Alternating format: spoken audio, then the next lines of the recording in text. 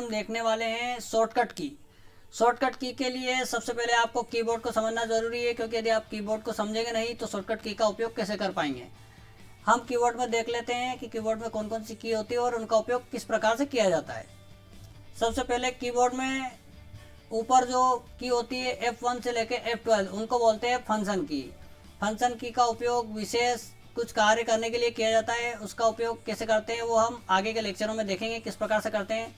उसके numerical number की, जिसमें 0 से लेकर 9 तक के नंबर होते हैं, और प्लस माइनस, और अल्फ़ाबेटिकल की A से लेकर जो Z तक की जो की होती है उनको अल्फ़ाबेटिकल की बोलते हैं। उसके साथ साथ कीबोर्ड में कुछ स्पेशल कैरेक्टर की होती है। उनको स्पेशल कैरेक्टर की इसलिए बोला जाता है क्योंकि उसमें कुछ स्पेशल कैरेक्टर होते हैं, जैसे @ है, स्लैश है, स्टार है, यह सब चीज़ें उसके अंदर बनी होती है, इसलिए उनको बोलते हैं स्पेशल कैरेक्टर की। स्पेशल कैरेक्टर बने होते हैं उनके ऊपर। सबसे ज़्यादा उपयोग शिफ्ट, कंट्रोल और अल्टर का उपयोग सबसे ज़्यादा किया जाता है।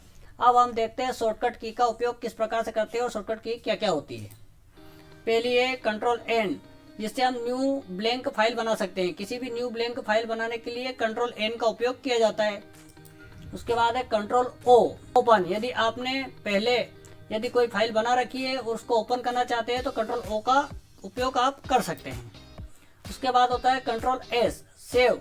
यदि आपने मतलब किसी फाइल को सेव करने के लिए इसका उपयोग किया जाता है। यदि आप किसी भी फाइल को भविष्य में उपयोग करना चाहते हैं तो इसके द्वारा आप उसको सेव कर सकते हैं Ctrl+S के माध्यम से। उसके बाद आता है Ctrl+P, प्रिंट। प्रिंट से आप किसी भी फाइल को प्रिंट कर सकते हैं और उसकी हार्ड कॉपी प्राप्त कर सकते हैं। उसके बाद आता है Ctrl+X, कट। इसके द्वारा आप किसी भी फाइल को कट कर सकते हैं। मतलब वर्ड जो आपने लिखा है उसको सिलेक्ट किया और Ctrl+X किया तो वो कट हो जाएगा। किसी भी फाइल को कॉपी कर सकते हैं और पेस्ट कर सकते हैं। उसके बाद आता है Ctrl+V, पेस्ट। मतलब जो भी Ctrl+C के द्वारा हमने कॉपी किया है उसे पेस्ट करने के लिए Ctrl+V का उपयोग किया जाता है। उसके बाद होता है Ctrl+Z, अंडू। अंडू से मतलब हम समझते हैं यदि हम मतलब अंडू हम उससे समझे कि यदि हमने कोई फाइल बना रखी है, उसमें कुछ डाटा हमने मिटा दिया है और हम उस Ctrl+Z के द्वारा हम उसे वापस ला सकते हैं, मतलब अंडू कर सकते हैं। उसके बाद आता है Ctrl+Y, रीडू। जो अंडू की चीज़ को वापस मिटाने के लिए रीडू का उपयोग किया जाता है। मतलब अंडू का पूरा विपरीत होता है रीडू। आगे देखते हैं Ctrl+B, बोल्ड। Ctrl+B, बोल्ड मतलब किसी भी वर्ड को बोल्ड करने के लिए इसका उपयोग किया जाता है। जब हम टाइप करते हैं तो किसी वर्ड को यदि हम बोल्ड, यदि आप किसी अक्षर को इटैलिक में लिखना चाहते हैं, जैसा कि आपको दिख रहा है इटैलिक कैसा लिखा है, इस प्रकार से लिखना चाहते हैं तो Ctrl+I से उसको लिख सकते हैं। उसके बाद है Ctrl+U, अंडरलाइन। यदि किसी वर्ड के नीचे आप अंडरलाइन लेकर आना चाहते हैं तो इस प्रकार से आप ले सकते हैं। Ctrl+U जैसे आप दबाएंगे तो किसी वर्ड के नीचे अंडरलाइन आपको दिखाई देगी। फिर Ctrl+Shift+ लेस देन और ग्रेटर देन के चिन्ह आपको दिखाई दे रहे हैं।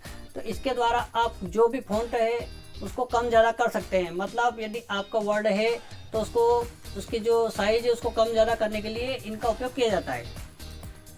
उसके बाद है Ctrl+Alt+Delete, परमानेंट डिलीट। मतलब Ctrl+Alt+Delete यदि आपने दबाया है और किसी चीज़ को डिलीट कर दिया है, किसी फाइल को डिलीट कर दिया है तो वो हमेशा के लिए कंप्यूटर से चली जाएगी। अभी क्या होता है कि यदि आप कोई फाइल को डिलीट करते हैं डिलीट बटन से तो वो रिसाइकल बिन में जाके सेव हो जाती है, उसको वहाँ से रिप्लेस करके वापस प्राप्त कर सकते हैं। लेकिन यदि आपने किसी फाइल को Ctrl+Alt+Delete से डिलीट कर दिया है तो वो आपको कभी भी प्राप्त नहीं होगी। इसलिए आप जो महत्वपूर्ण फाइल है उसको सिर्फ डिलीट दबाएं, और यदि जो अन्य महत्वपूर्ण फाइल है वो उसको हमेशा के लिए कंप्यूटर से हटाना चाहते हैं तो Ctrl+Alt। हमारे पास एक फाइल बनी हुई है। अब मैं एक नई फाइल बना के दिखाऊंगा आपको कि नई फाइल किस प्रकार से बनाते हैं। जैसे ही मैंने Ctrl+N दबाया तो देखिए हमारे पास एक नई फाइल खुल गई है। तो इस प्रकार से हम नई फाइल बना सकते हैं। जैसे ही Ctrl+N दबाते हैं तो नई फाइल बन जाती है। अब हम आते हैं आगे। तो मैं जैसे ही Ctrl+O दबाया तो देखिए आपको डेस्कटॉप पे इस प्रकार का ऑप्शन दिखाई देगा, जहाँ पर आपको ओपन मतलब आपको जो भी फाइल आपने सेव कर रखी है वहाँ से आप उसको प्राप्त कर सकते हैं। और जैसे ही उस फाइल को खोलेंगे और ओपन करेंगे तो वो फाइल आपको प्राप्त हो जाएगी और खुल जाएगी। जैसे मैं इस फाइल को ओपन कर लेता हूँ, इसको मैंने क्लिक किया और ओपन कर लिया तो देखिए जो मैंने पुरानी फाइल बना रखी थी वो मेरे सामने आ गई है। देखो यहाँ पर Computer1 के नाम से बनी थी ये, इसलिए वो अब इसको मैं वापस कैंसिल कर देता हूँ। अब इस प्रकार से आगे के हम देखते हैं कंट्रोल एस से हम किसी फाइल को सेव करते हैं। जैसे हम कंट्रोल एस दबाया तो देखिए आपको आपके सामने ऐसा डायलॉग बॉक्स दिखाई देगा, जिसमें आपको यहाँ पे कंप्यूटर जैसे नाम लिखा है तो हम यहाँ पर कुछ भी नाम देख सकते हैं। मतलब कंप्यूटर 55 मैंने नाम दे दिया है और उसको सेव कर दिया है। तो इस प्रकार से हम फाइल आपको बॉक्स में यहाँ पर दिखाई देगा, तो आप समझ जाएंगे कि ये फाइल जो है सेव हो चुकी है। उसके बाद होता है कंट्रोल पी। जैसे ही मैंने कंट्रोल पी दबाया तो देखिए आपको एक ऐसा डायलॉग बॉक्स दिखाई देगा प्रिंट के लिए, जिससे आप किसी भी डॉक्यूमेंट को प्रिंट कर सकते हैं। यदि ऑल डॉक्यूमेंट प्रिंट करना है तो ऑल पे क्लिक कर सकते हैं, करंट पेज करना है तो करंट पेज पे कर सकते हैं और ओके कर सकते हैं, तो वो आपको हार्ड कॉपी में प्राप्त हो जाएगा डाटा। अब हम आते हैं बोल्ड।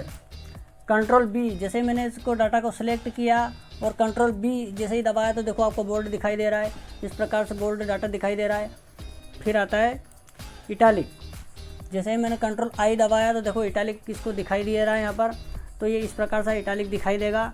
जैसे ही मैंने इसको दबाया तो ये इटैलिक मतलब थोड़ा सा तिरछा दिखाई देगा। अब मैंने इसको सिलेक्ट किया और जैसे ही कंट्रोल यू दबाया तो देखो इसके नीचे एक अंडरलाइन आ गई है।